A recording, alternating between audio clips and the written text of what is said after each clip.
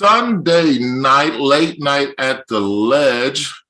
Louis Conway Jr. Appreciate you guys showing up as you always do. I can't imagine, I really didn't have an opportunity to get information when I was first coming home. So I appreciate you guys being willing to listen and showing up as you do and watching the videos. But I have a favor to ask of you if I can. This coming season, it's going to be imperative for us to work together. It's going to be imperative for us to build coalition. It's going to be imperative for us to really be, cognizant about making sure that we not only center the voices of directly empowered people, but we diversify leadership so it is representative of the communities that we seek to serve, right? So that means, you really probably heard me talking a lot about fair chance hiring, fair chance, housing, and fair chance employment. And you've also probably seen me talk about restorative justice. No, let me back up. My name is Louis Conway Jr. This is late night at the Lege. I just started going in. I apologize for not being here for a minute.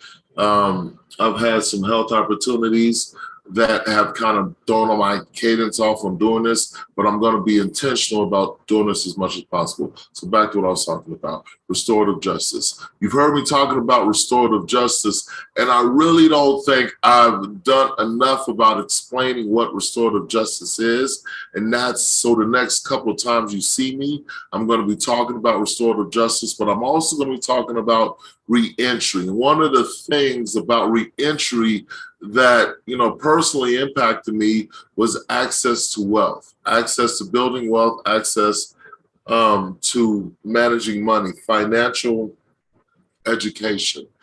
Coming out of prison, I did 8 years in prison, so I didn't have a bank account. And not only did I didn't have a bank account, I really didn't know how to manage my money. So I've been working with First Step Alliance, Nancy Eaton, and her and I have really been putting our heads together on this Fresh Start banking program and figuring out ways that we can get people involved and not only learning about how to build wealth, but also becoming licensed to help other folks learn about wealth, right? And going back into prisons and teaching these programs and having other people who are directly impacted go back into prison and teach these programs and create a pipeline of financial literacy as well as access to wealth, right? Not access to wealth in the sense of, we're going to make people rich, but we understand that not federal credit unions, but credit unions offer different suites of services than banks do. And, just recently, I'm part of a credit union in Texas, and I just got an email about a board meeting. I got an email about who's on the board and me being able to vote. I never got that, and I had a bank account. So First Step Alliance, we're trying to create this formerly incarcerated credit union to make sure that folks with backgrounds, just like if you were in the Army or the Air Force, your family has access to a credit union based upon your participation in the Air Force or the Armed Services. Well, same thing. We want to create a credit union that people, who are directly impacted and their family members have access to a suite of services as a result of being a member of this credit union. So that's one thing. The other thing, back to restorative justice. You've heard me talk about restorative justice, and I don't think I've done enough to really explain what restorative justice is, the origins.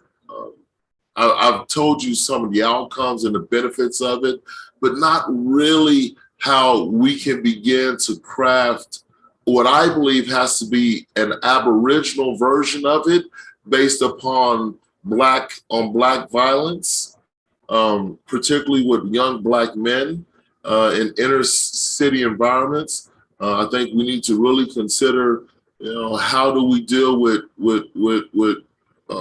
gun violence in places like New York, New Jersey, Connecticut, Philadelphia, Delaware. There are incidents where, gun violence violence in itself creates harm that breaks the trust that is built upon the relationship of being a neighbor, being a son, being a friend, being a father, that we have to restore, that jails, prisons don't contribute to that restoration process. And so when we talk about restorative justice, it's not just about restoring the situation back, because sometimes that was unhealthy to begin with, but we want to restore the equilibrium of folks feeling like they are valued and they are valuable members of that society, and they have been harmed, and the person who has harmed them acknowledges that harm, and we as a community, we determine and figure out what is the best way, not only, you know, to make sure that the survivor is feeling heard and seen, and they have given forgiveness and the opportunity to forgive. But the person who has done the harm, you know, what pathways can we make sure that they are not just cast out forever? You know, at some point, you know, we have to realize that prisons, jails are not the best mechanisms of social control.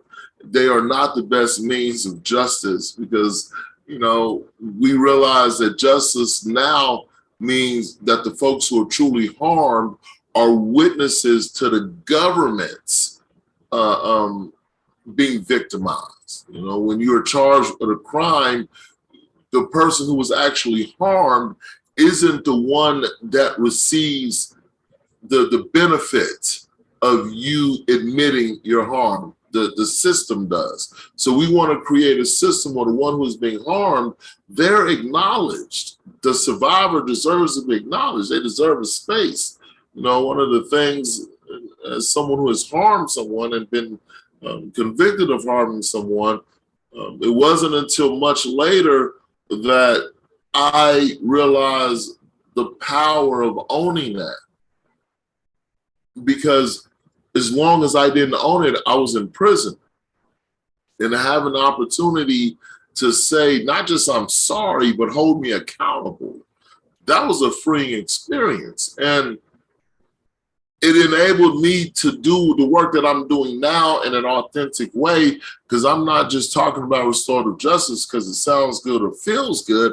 I'm telling you, it works in terms of clearing the pathway that keeps us from thinking about certain types of people being qualified for jobs, being qualified for healthcare, being qualified for housing, because we want to keep people being the worst days of their lives for the rest of their lives, right? So anyway, going forward, I will keep up a cadence, but we're going to be talking to Florida Rights Restoration Coalition, my sister Arquette Holmes. She's over there, and she's got a video with her husband that we're going to hopefully show. We're going to bring them on the show. Next time you see me, you see me with them.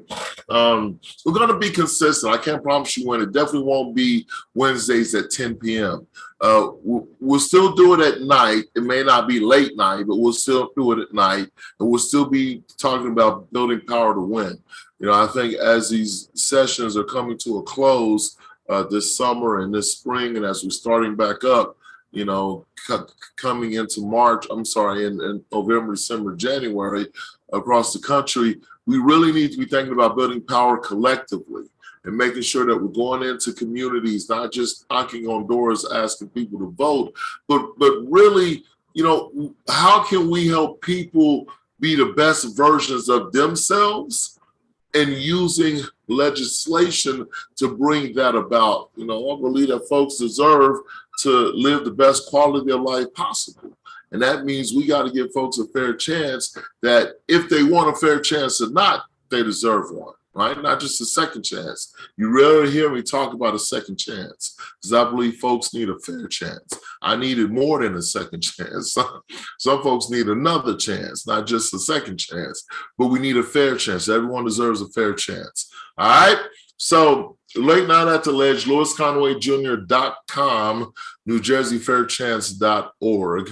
We're going to really be working locally building a coalition of businesses, advocates, nonprofits, and folks who are directly impacted by the criminal justice system, and putting together, fresh ideas. One of the things that I've been talking about, and really giving kudos to the mayors of Buffalo and Rochester is them introducing or proposing guaranteed basic income programs being funded by the marijuana excise tax. As we look at Colorado, as we look at New York and places like that, $2.87 billion have been generated as a result of the sale of marijuana in the last year. And so how can we, create programs that are gonna really put folks not only back to work, but back on their feet? I think job guarantee programs, basic income programs, universal health care programs funded by marijuana excise taxes are a way for us to put folks who are directly impacted by the criminal justice back to work and back on their feet, not back on their feet, like back on their feet. I think we can not only do that in New Jersey, but in every place where marijuana has been legalized. Definitely when we're thinking about what to do with the excise taxes. All right, so late night at the Ledge, Sunday night edition, YouTube version. Y'all, I need some help with these subscribers. Can y'all help me out? Please tell somebody, share the videos. If you haven't done so already, tell somebody to go to lewisconwayjr.com. You can go to buildingpower.org, buildingpowertowin.org, justiceimpacted.info. We got a book out for justice impacted organizers, giving you some free tips. All you got to do is, matter of fact, it's for free. Just sign up and we'll send you a PDF. If you want a hard copy, you just cover the shipping, we'll send it to you. All right, anyway, late night at the Ledge. Appreciate you guys showing up. As always, I couldn't do it without you. Share the video out, tell somebody about it. We'll be back again. When we come back, we'll be talking with the Florida Rights Restoration Coalition, Sister Arquette Holmes. As I said, she's got a video from her husband, so we'll talk to her. We're also going to, again, professional licensing and the restrictions on professional licensing. That is a pervasive issue across the country.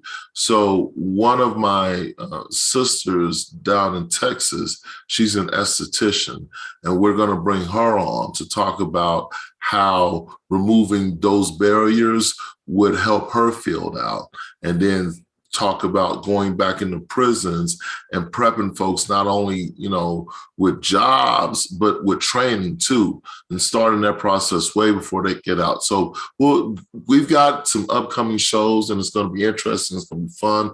We're going to learn a lot. If you have any suggestions, please drop those in the comments. All right. Talk to you next time. Y'all stay out of trouble. Stay angry. Stay pumped up. Stay prepared to resist. I don't want to say fight. We're going to